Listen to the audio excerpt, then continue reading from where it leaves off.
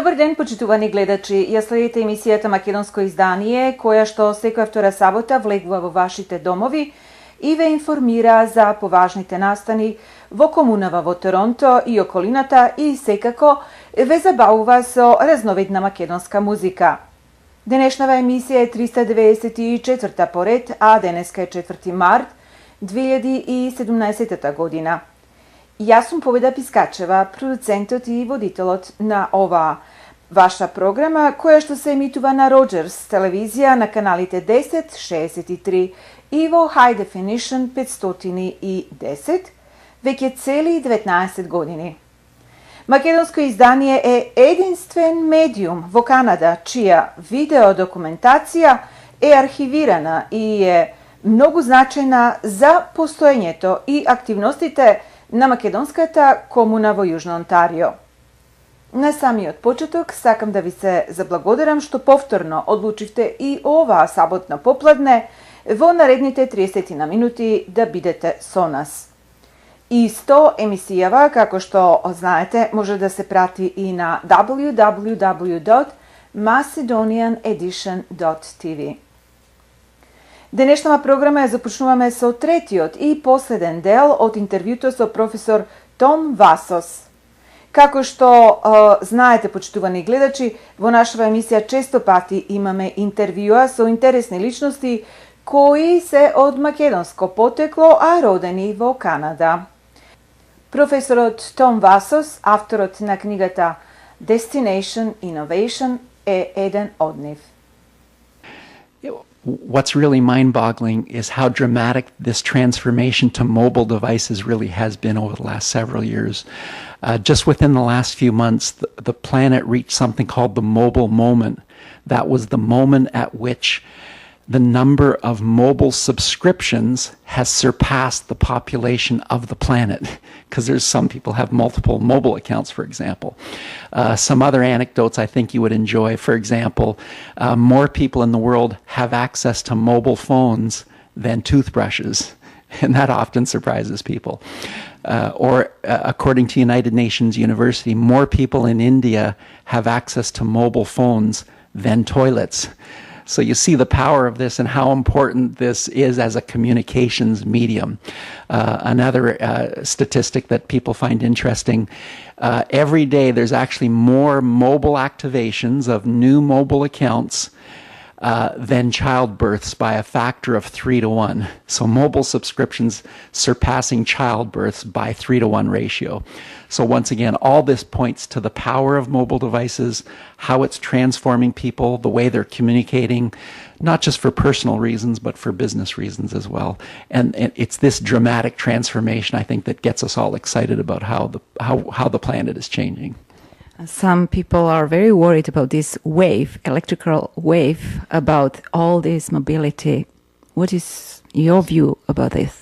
Yes, there's many concerns that arise from mobile devices. There's everything from radiation, using them and how frequently they're by your ear, through to people dying because of texting and driving, for example, even texting and walking accidents, addictions to these devices. So you're kind of moving away from the real world and almost, depending on these entirely. You hear of stories of kids in their teens that are literally sending 2,000 or 3,000 text messages per day.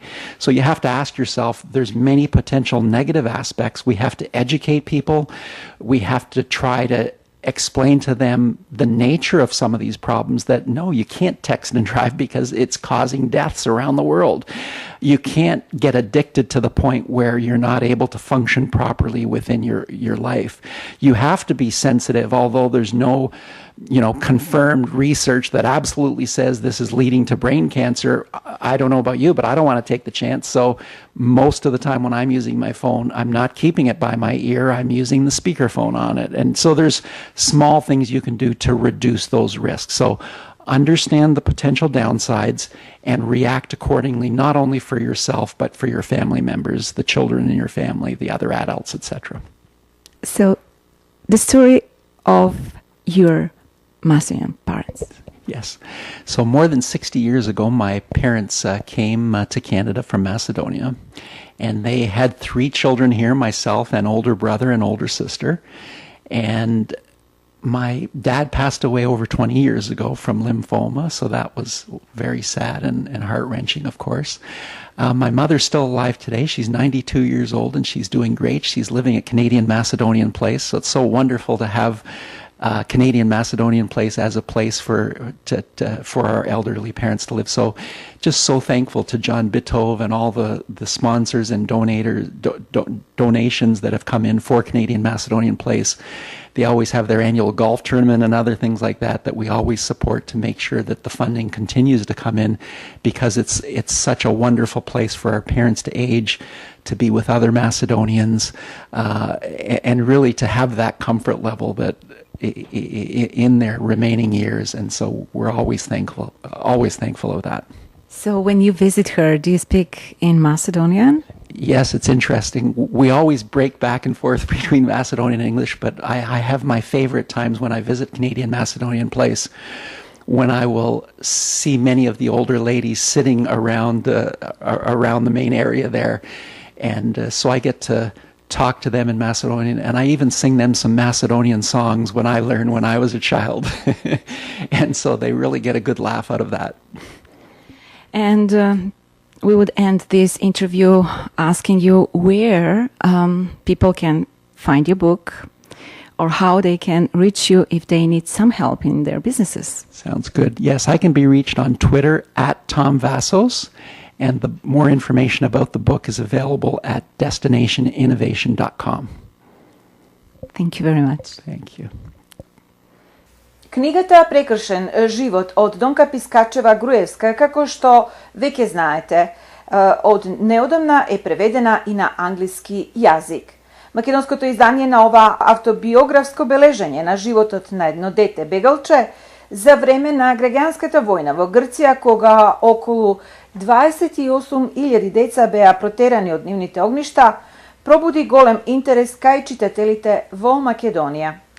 Англиската верзија на ова трогнателна приказна е наменета за сите оние наши поколенија кои, за жал, не го зборуваат македонскиот јазик, меѓутоа сакаат да ја знаат историјата на своите родители, без разлика каде живеат денеска. Во продолжение проследете дел од исказот на авторката Донка Пискачева Груевска, која живее во Скопје во врска со оваа книга.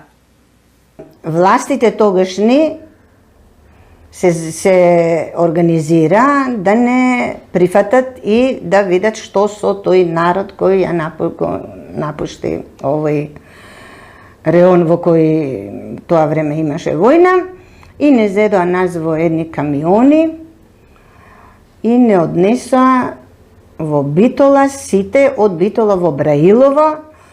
Од Браилово тамо имаше толку многу луѓе. Така, со многу недостатоци. Например, што да ви кажам, баба ми ни дава ограничено леп и баба ми вечето беше гладна, зашто гледаше незиниот дел по 2 парчиња да ни дадат, или 4 леп за сите дневно. Така да баба ми ни направи едни торбенца и не пуштија нас децата да просиме лепче во околните села, а тоа беше во Десео, во Слепче и во Браилово. Имаше милосрдни луѓе што ни дава, некои не условува да нижиме тутун, по една низа, па за едно парче леп, некој вика, ајде, одете си, зар ние имаме за нашите деца, и така. Од тамо следеше наредба да не однесат на некои други места, да не прерасподелат во некои други живеалишта. Во таа програма ние паднавме да одиме штипско во Кардафаково, близо до Ерџелија, ја и баба ми, во куќи што турското население го напуште и се иселија во Турција. И тие беа празни куќи. Тоа беше со баба ми, дочекавме есента, појдевме у школу, пошто јас бев на 10 годишна возраст, сестра ми беше 6 годишна возраст, и ние прво оделение не ставја, не знам кое беше, меѓутоа ние не можеме да се уклопиме во тие средини со децата, беше убедување дека треба да се учи, треба и така натаму. Одевме, некој ден одевме, некој не снајде на голема несреќа, што ни се разболи малата сестра од паразити и падна у кома и ние веќе спремавме погреб, кога еден ја однесавме во Свети Николе, еден доктор ни даде едни капки црни и рече ќе се ги прочисти и нема да ви умре детето. Јас и баба ми ја однесавме совче, така совче, кога не личеше на човек, као авет беше она, со затворени очи, она беше во несознање. После тоа се опорави, почна да јади и така остана жива. И морам да скратам, тој е долг живот, него по едно време чудно што станавме са бајле и ми вика баба ми, знаеш што Донче, мајка ти е жива. А ја викам, баба, од кај ти знаеш? Видиш тамо колку гинат. Не, мајка ти не само што е жива, него мајка ти е дојдена тука во Југославија, во Македонија, вика. Кој ти кажам, дали некој не, вика, јас сонував. Јас сонував и она е дојдена. Ми го кажа сонот, него јас на тоа не обрнав внимање. По 3-4 дена доаѓа еден човек со едно писмо и со знак од Црвен крст, не кажува дека мојата мајка ја е дојдена во и е сместена во некој прихватилиште во Битола. Баба ми одма побара да се споиме, чим мајка ми дојде, направивме све да се вратиме во Битола, така се вративме во Битола. Бевме сместени во едно семејство кај една сама жена што немаше деца. Не знам како се вика, голема благодарност, колку хумана беше и колку не прифати. После тоа следеше евакуација и преселба во Војводина. Не натоварија во вагони за стока, во кои имаше само слама доле или ништо. Тоа беше ужасно патување кое за мене беше една голема вечност. Не затвара како штуката кога се затвора, ни оставаа мали процепи меѓу оние вратите големи за да имаме воздух. Вонатре никакво осветлување, светлината од надвор. А кога патувавме ноќе, зашто не фати некој нокно патување, тоа страшно беше. Најстрашно беше што немавме ни вода, немавме ни каде нужда да се врши. И се сеќавам, водата ни беше најголем проблем, и тој проблем. И кога негде ќе застанеше возот, ако видевме некаде чешма ние, трчавме со нешто во чешмите да наполниме вода, него што се случуваше? Се случуваше тоа што ако свире некој воз, мислејќи ние дека тој е нашиот воз и веќе тргнува, ние без да ги наполниме тие чаши или што имавме тубурчиња, кубурчиња, што се викаат шишенца, без да ги наполниме, ние пак со празни шишенца се враќавме и после седиме, возот не тргнува, па се враќаш назад, па чекаш на ред, па пак ужасни работи. Тоа патување не можам да го заборавам. Имам многу лошо сеќавање од тоа патување. Не би сакала детално да го опишам. Например, тоа дека имаше моменти кога некој во самите вагони вршеа нужда и после го свиткува во таа сламата, отвара и преку оној вратата на вагонот го исфрла за да се поднесува вонатре, а миризбата не се поднесуваше. Ужас и ужас и ужас. Да скратам, стигнувањето во Војводина, не можам точно да кажам кој дел од просторот во околината на Сомбор, кај што бевме, се симнавме. Знам само, ние се симнавме и доваѓа некои коли, некои камионетки, не носеа дел у Крушевле, дел у Гаково. Ние паднавме во групата во Крушевле.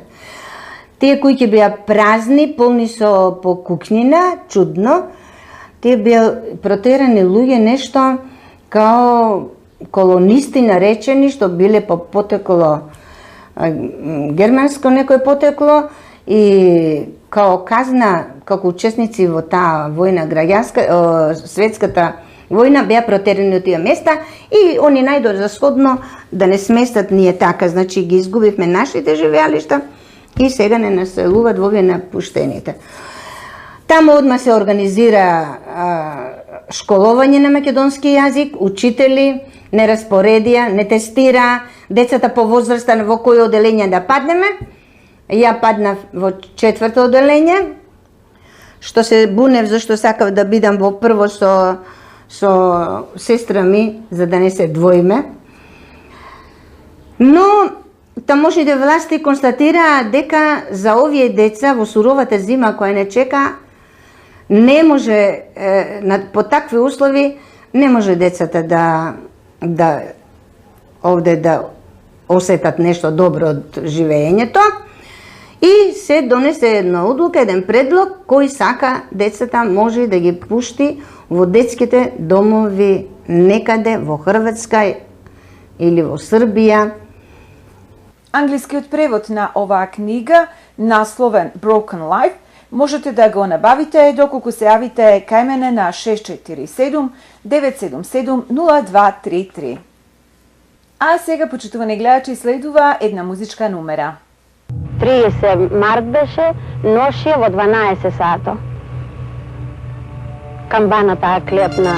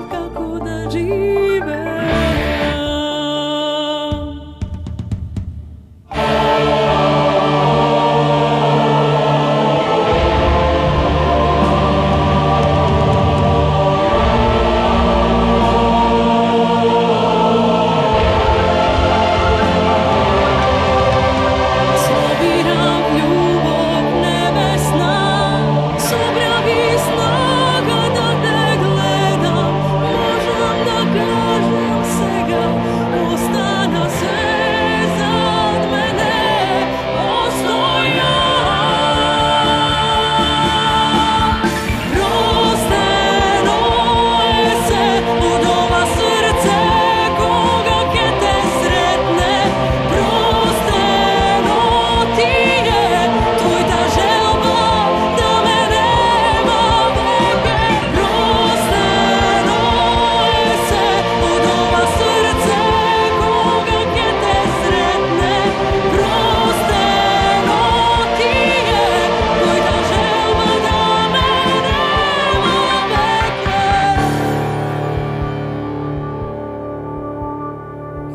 jasna, razprav kako da žive.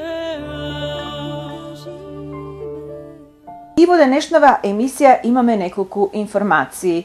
За сите ваши прослави и одбележувања користите ги банкет-салите во црквата Свети Климент Охридски во Торонто. За информации и резервации јавете се на 416-421-7451. Канадското македонско место во Торонто е пензионерски дом кој ви обезбедува угодно и хармонично живење. За повеќе информации побарете ја Златка на 416-755-9231. За професионално и поволно дизајнирање на веб-сајтови побарете ги TJ Hosting на 647-547-3061. И секако читајте македонски вести сега и со детални информации и важни надписи за македонската комуна во Торонто. За сите врсти на животно осигурување за критични болести, осигурување на вашиот кредит за куќа, инвалидско и здравствено осигурување и осигурување кога патувате, јавете се на 647-977-0233. Ние ќе ви помогнеме да го одберете најдоброто и најповолното осигурување за вас. Во неколку преходни емисии ви прикажавме делови од семениот материјал од настанот организиран од Канадското македонско историско друштво од Торонто за македонската имиграција со поднаслов «Жените и нивните достигнувања». 6 учеснички беа одбрани да ги презентираат своите животни успеси и во продолжение проследете дел од овој настан. We've had people in commerce, non-profit, fashion, culture, the arts. It's been a roller coaster ride, and the fact of the matter is that they've all been so incredible, and I'm so proud of everyone that's been up here so far. And today, though, I have great pleasure to introduce to you our next speaker, Zoe Christo. She will share her story about emigrating from Egejska Macedonia and arriving in Canada in 1947.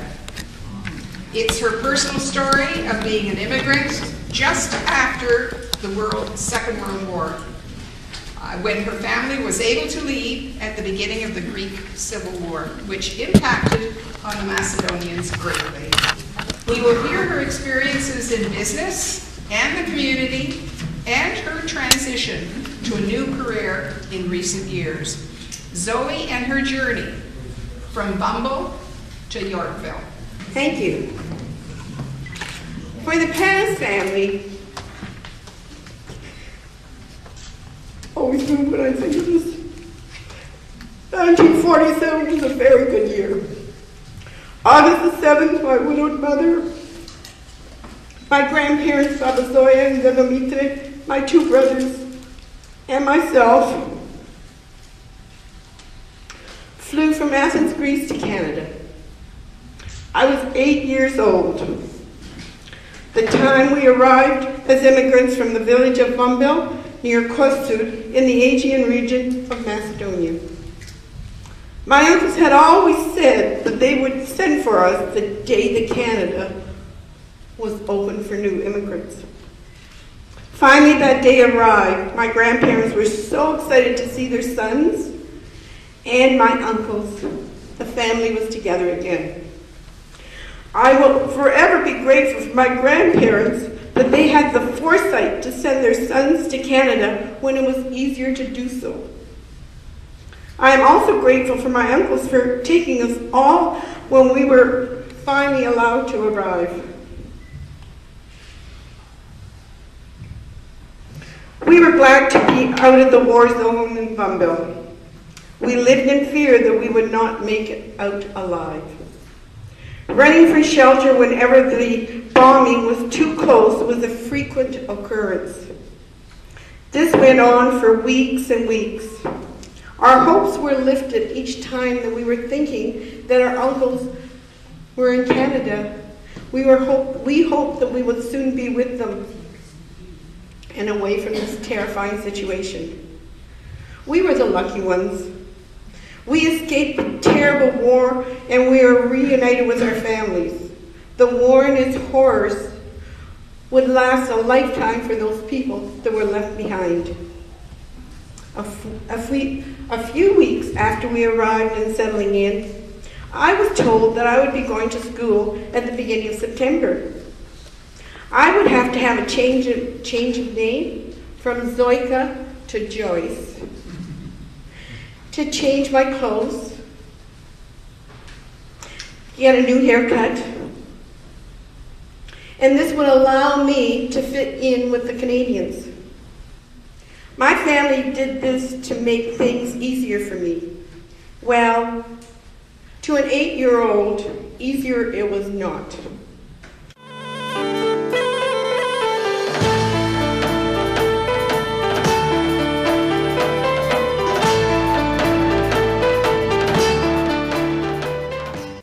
Ете, почитувани гледачи, тоа е се што подготвивме за ова 394-та емисија на македонско издание, која можете да ја следите и на интернет на www.macedonianedition.tv.